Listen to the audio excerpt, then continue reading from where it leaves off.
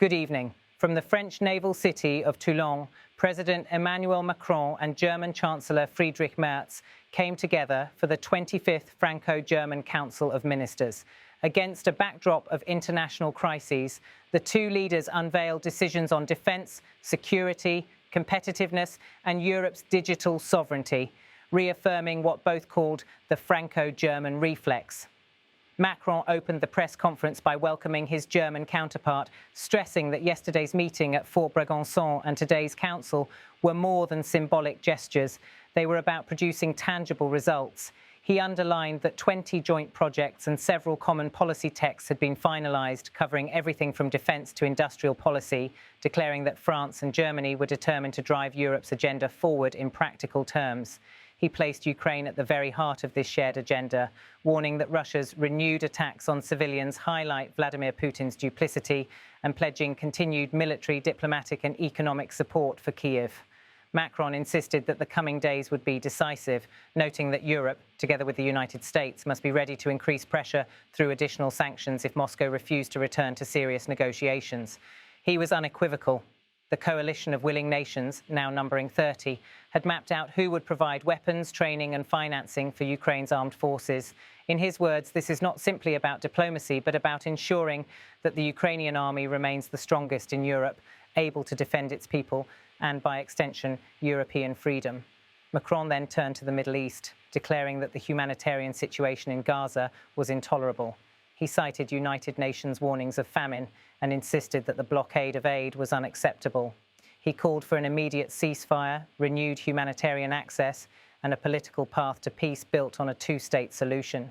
He praised Chancellor Merz's decision to suspend arms exports that could be used in Gaza, noting that France had taken the same position a year earlier and urged other nations to follow. On Iran, Macron confirmed that France, Germany and the United Kingdom had agreed to activate the so-called snapback mechanism, reimposing sanctions unless Tehran re-entered serious and transparent nuclear negotiations. He described this as a clear signal of firmness from Europe in the face of persistent violations by Iran. The two leaders then shifted to the Franco-German Defence and Security Council, which gathered ministers and senior officers to discuss long-term strategic cooperation. Macron highlighted progress on joint missile projects, shared early warning systems, and the development of next-generation fighter jets and tanks. He argued that these programs would deepen Europe's strategic intimacy and give the continent greater autonomy, while still reinforcing NATO as the backbone of collective defence. But the summit was not only about security. Macron addressed the pressing question of economic competitiveness. He acknowledged openly that Europe is falling behind the United States and China in growth, innovation and productivity. To reverse that trend, he said France and Germany had converged on energy policy, agreeing to respect neutrality among all low-carbon technologies, including nuclear.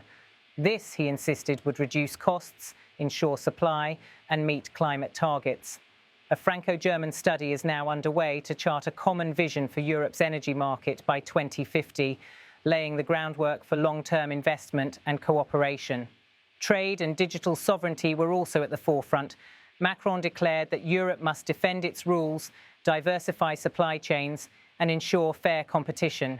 He pledged to push a new joint commercial agenda at the upcoming G7 and announced that both nations would accelerate efforts in artificial intelligence, quantum computing, cloud services, and semiconductors.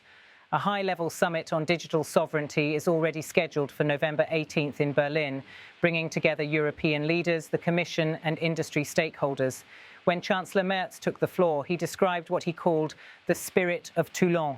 He said this spirit had guided the partnership since its earliest days and was visible in their joint efforts in Washington, in Moldova and at the European Council.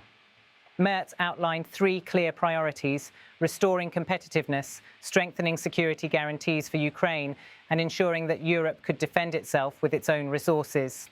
He was blunt in warning that the war in Ukraine may last many more months and that Europe must be prepared both militarily and financially for a long struggle.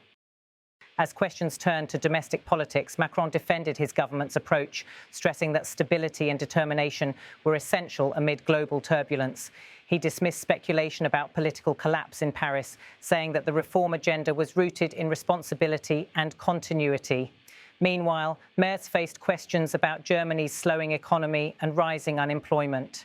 He pointed to planned reforms in labour markets and investment rules, while emphasising that major companies still plan to invest hundreds of billions of euros in Germany, provided the regulatory environment improves. Both leaders were pressed on US President Donald Trump's threats of tariffs in response to European digital regulations. Macron was unequivocal. Europe would not allow its digital sovereignty to be dictated from abroad. He declared, "Europe will decide for itself. We will not let anyone else dictate our rules." Merz echoed that sentiment, insisting that legislative sovereignty in Europe was non-negotiable, even if it provoked friction with Washington. The future of Ukraine dominated once more when journalists asked about the possibility of a trilateral summit involving Trump, Zelensky and Putin. Macron admitted scepticism, warning that Putin had already broken promises and might again play for time. If the meeting failed to materialize, he said, Europe would call for new primary and secondary sanctions against Russia. Merz agreed, stressing that while coordination with Washington remained essential, Europe had to prepare for a prolonged war. He reminded listeners that Ukraine was not fighting for itself alone, but for the freedom and security of the entire continent.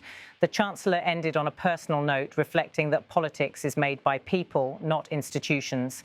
He praised the personal trust built with Macron and linked today's cooperation back to the decades-long tradition of Franco-German reconciliation that emerged after 2 world wars.